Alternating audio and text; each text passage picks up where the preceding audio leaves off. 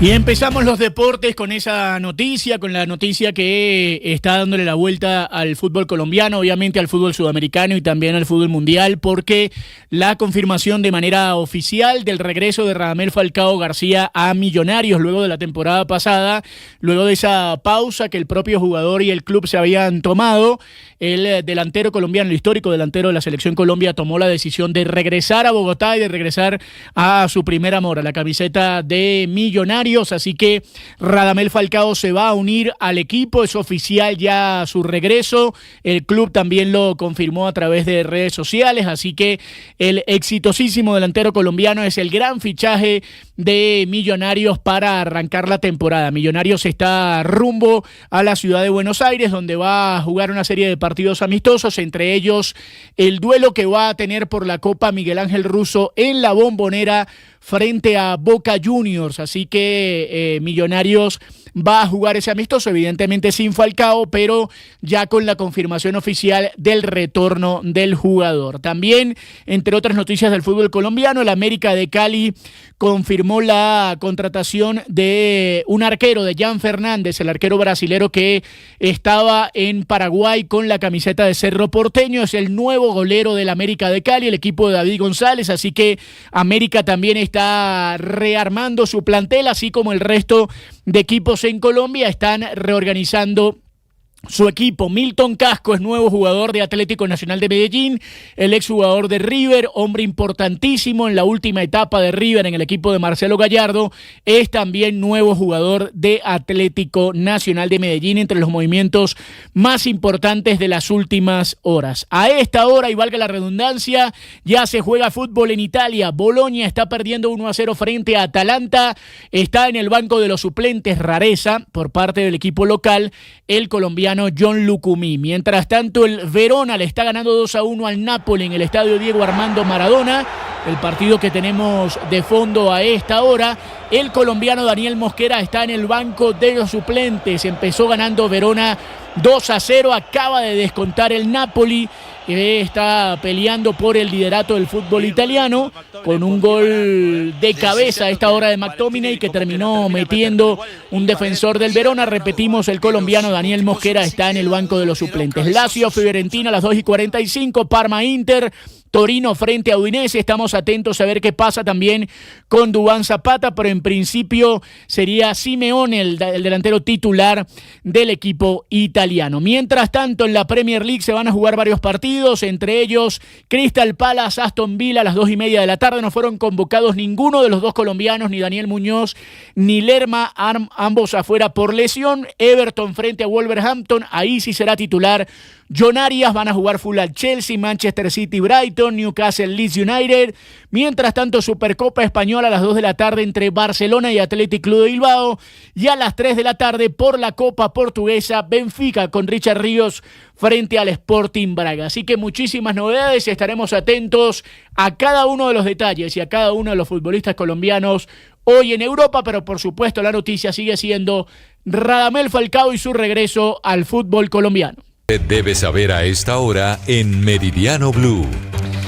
La inseguridad en diferentes partes de Colombia. Fue asesinado un joven estudiante de ingeniería alemán que estaba de intercambio en Colombia, estaba estudiando en la Escuela Colombiana de Ingenieros en Bogotá y fue asesinado por robarle sus pertenencias. A esta hora las autoridades buscan a los criminales y refuerzan la seguridad en esa zona. Diana Ospino. Ricardo, repudio ha causado el crimen ocurrido en un nuevo atraco que tuvo lugar en la Alta Guajira, más exactamente en el sector conocido como Cuatro Vías, esto muy cerca del municipio de Uribia, donde esta vez la víctima resultó ser Leis Elksnat, un turista alemán de 26 años al que le dieron 2 disparos cuando intentaba llegar hasta el Cabo de la Vela. El joven acababa de terminar en diciembre pasado un intercambio en el programa de Ingeniería Ambiental de la Universidad Escuela Colombiana de Ingeniería Julio Garavito, quien lamentó la trágica muerte de su estudiante. En principio, las autoridades han ofrecido una recompensa de hasta 70 millones de pesos por información que permita capturar a los asesinos, quienes se le atravesaron a este joven y lo arrojaron al suelo con la intención de quitarle la motocicleta de alto cilindraje que iba conduciendo. Sin embargo, la moto no les funcionó y en represalia fue cuando le dispararon, quitándole la vida en el acto. El asesinato del turista encendió las alertas entre las autoridades por los problemas de inseguridad que persisten en la Alta Guajira, por lo que se realizó un consejo extraordinario de seguridad en el que se espera que se tomen nuevas medidas para garantizar la integridad de los ciudadanos en esta zona del país. Unas 52, el Ministerio de la Igualdad está revelando que fueron asesinadas 2 mujeres trans en Bogotá. Sharon y Katia, dice el Ministerio de la Igualdad en cabeza de Juan Floriana. A esta hora, casos también de agresión contra mujeres trans, Marcela, en Medellín. Sí, señor, y los hechos ocurrieron en la subestación de policía Altavista en Medellín. Una de las mujeres trans resultó quemada de gravedad. Los detalles con Héctor David Santamaría. Pues Marcela, lo primero es que en las últimas horas la Fiscalía judicializó a Luis Felipe Bedoya Hurtado y Saúl Enrique Villanueva por su responsabilidad en el ataque con aceite caliente a estas 2 mujeres trans en la estación de policía. Y es que según la información recopilada por la Policía Judicial y conocida por Blue Radio, la agresión ocurrió cuando estaban durmiendo en la celda. Una de ellas se despertó al sentir sus pies que se quemaban y observó fuego en la colchoneta. Las víctimas solicitaron incluso que las dejaran salir, sin embargo los procesados las habrían amenazado de muerte. El general William Castaño, comandante de la Policía Metropolitana. De manera inmediata activamos los protocolos de seguridad, logrando la evacuación de las personas privadas de la libertad que allí se encontraban, el control de la situación y el restablecimiento del orden. Con el apoyo. Una de las afectadas recibió incapacidad médico-legal de 20 días, por lo que un fiscal de la seccional de Medellín les imputó el delito de feminicidio agravado en grado de tentativa, cargo que no fue aceptado por los procesados.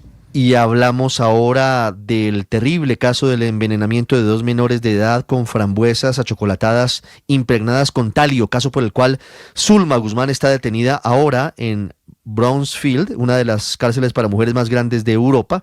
El abogado de la familia de una de las jovencitas muertas, envenenadas, dice que puede haber más personas involucradas en estos crímenes. Kalila Peña. Sí, señor. Mire, por ahora la próxima diligencia se realizará el lunes 12 de enero. Será una audiencia preliminar judicial y allí iniciará un proceso en el cual Zulma deberá contratar abogados defensores y Colombia deberá argumentar por qué la mujer de 54 años debe ser extraditada. Luego de recibir esta información, la justicia británica deberá decidir si avala o no la extradición, teniendo en cuenta principalmente riesgos a vulneración a los derechos humanos. Por ahora en Colombia hay expectativas sobre la decisión que tome la Fiscalía sobre la imputación de los delitos de homicidio y tentativa de homicidio sin la presencia de la mujer en Colombia. Habla el abogado Mayer Abu Shihab, el representante de la familia Forero, víctima en el proceso. La fiscal del caso está trabajando muy de la mano con la Oficina de Asuntos Internacionales, que a su turno está trabajando de la mano de las autoridades del Reino Unido. Eso lo que significa es que ese ejercicio de coordinación dependerá de lo que ellos consideren apropiado, insisto, teniendo todas esas vías como posibilidad. También aseguró que hay otras líneas de investigación que involucrarían a otras personas en este caso. La Fiscalía está indudablemente investigando más personas, digamos, de lo que se ha establecido es un hecho que se advierte la participación potencial. Pues Zulma Guzmán hoy ya está recluida preventivamente en Brownsfield, una de las prisiones para mujeres más grandes del continente europeo. Kalila, gracias. Y la ola de secuestros contra policías tiene preocupadas a las autoridades en el país. Ya son 14 los hombres de la fuerza pública que se encuentran secuestrados. Felipe García. La crisis por el secuestro de miembros de la fuerza pública en Colombia se agrava. En las últimas horas, 5 patrulleros de la policía fueron secuestrados por el ELN mientras regresaban de permiso en el sector de la Llana de Tibú. Se trata de los patrulleros José Ricardo Carrillo, Carlos Eduardo Barrera, Edwin Manosalva, Ramón Coronel y Daniel de Jesús Granada, quienes fueron retenidos mientras se movilizaban en un bus de servicio público. Con estos ya son 14 los uniformados secuestrados en el país, entre policías y militares, en hechos ocurridos principalmente en norte de Santander, Arauca, Cauca Cauca y Nariño. De acuerdo con la información recopilada por el Ministerio de Defensa, 2 estructuras armadas concentran la responsabilidad de los secuestros, el ELN y las disidencias de las FARC al mando de alias Iván Mordisco. Además de los 5 patrulleros retenidos en Tibú, el ELN mantiene secuestrados en Arauca al subintendente Frank Hoyos y al patrullero Jordín Pérez, ambos privados de la libertad en julio de 2025. En paralelo, las disidencias de alias Iván Mordisco tienen en su poder a 7 uniformados, entre ellos policías y soldados profesionales del ejército, secuestrados en distintos hechos en Cauca y Nariño entre julio y noviembre del año pasado. Desde el gobierno se reiteró la exigencia de liberación inmediata e incondicional, al tiempo que se mantienen operaciones militares y de inteligencia para dar con el paradero de los secuestrados y de sus captores. La salud de los colombianos en cuidados intensivos. Blue Radio informa. 1:57, la Embajada de Estados Unidos en Colombia, antes de hablar de la crisis de la nueva EPS, tendrá servicios consulares hoy hasta las 2 de la tarde, es decir, en 3 minutos cierra, por las marchas previstas y convocadas por el gobierno. Dice la Embajada lo siguiente, advirtiéndoles a los ciudadanos estadounidenses: las marchas previstas causarán graves interrupciones de tráfico, los ciudadanos estadounidenses deben evitarlas, ya que tienen el potencial de volverse violentas. Ahora sí, Jessica Gutiérrez, la crisis de la nueva EPS en 11 departamentos, dificultad para medicamentos, para trámites pendientes, la gente sufriendo mientras el gobierno no hace mucho frente a la crisis de la salud. Jessica. El 1 de enero marcó el cambio de gestores farmacéuticos en nueva EPS para 11 departamentos del país. 7 días después, pacientes afiliados aseguran que no saben dónde reclamar sus medicamentos ni a quién acudir para garantizar la continuidad de sus tratamientos, pues usuarios de distintas regiones reportan que no existen puntos habilitados o que la información es insuficiente, pues la situación afecta tanto al régimen contributivo como al subsidiado, incluidos también a pacientes con enfermedades de alto costo como el cáncer, VIH, diabetes, enfermedades huérfanas y personas trasplantadas. Pues Esperanza Arias es vocera de los pacientes de nueva EPS y señaló que ninguno de los nuevos gestores estaría cumpliendo con la entrega anunciada. Que cambian los prestadores, pero no, lo que se demuestra es una improvisación total. Y es que según lo que indican los usuarios, aunque se anunciaron nuevos operadores en municipios como Girardot, no hay locales definidos y en otros solo se ha identificado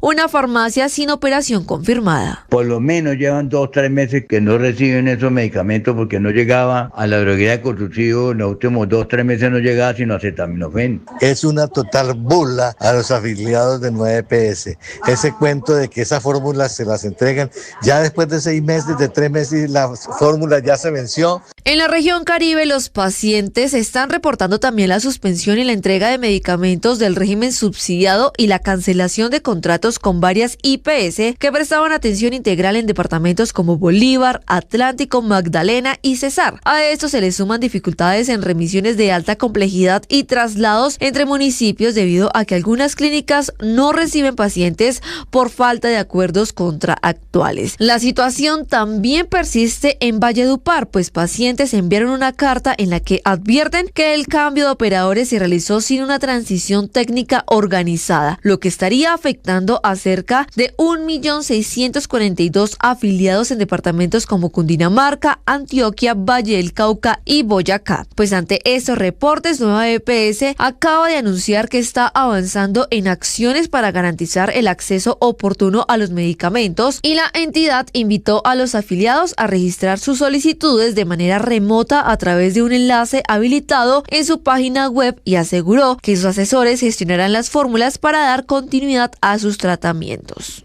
Divisas, bolsas y mercados en Meridiano Blue. Primera gran movida jugada de negocios del año. El poderoso Grupo Aval se queda con más de la mitad del proyecto de construcción del nuevo complejo del Campín. Nicolás. Marcela, buenas tardes. Así es, Corfi Colombiana es ahora el socio mayoritario para la construcción del nuevo complejo cultural y el estadio Nemesio Camacho El Campín en Bogotá, según lo confirmó además el presidente de Corfi, el vicepresidente de Corfi, Gustavo Ramírez. Esta concesión público-privada está contemplada por una permanencia de por lo menos 29 años y en estos 29 se cuenta la construcción y la administración y según cuentan seguirá funcionando con lo proyectado del diseño explicado en agosto del 2025 por el alcalde Carlos Fernando Galán y que trata de la construcción del nuevo estadio en el costado oriental donde está actualmente el estadio Nemesio Camacho El Campín, y una vez se termine esa obra, que está proyectada para los próximos 2 años, demolerán el actual estadio para darle paso a la construcción del complejo cultural. El vicepresidente de Corfi Colombiana es Gustavo Ramírez. El concesionario sigue siendo el mismo, Esencia es el que tiene firmada la asociación pública-privada con el distrito. Lo que pasa ahora es que Corfi Colombiana entra a ser el dueño mayoritario de la concesionaria, pero la figura de la concesionaria se mantiene, solo que ahora tiene un nuevo socio mayoritario que somos nosotros. Marcela, y es que de acuerdo con Corfi todo seguirá funcionando bajo el nombre de Esencia por la firma de este contrato que se hizo con el distrito, y será una inversión de poco más de 2.5 billones de pesos, de los cuales solamente 800.000 millones son para la construcción del nuevo estadio. Eso sí, según lo proyectado, es un estadio para capacidad de 50.000 personas. Pero la novedad, Marcela, es que hasta esta altura por lo menos no se ha decidido cuál va a ser el nombre del proyecto cultural, que estaría completamente hecho para mediados del 2032.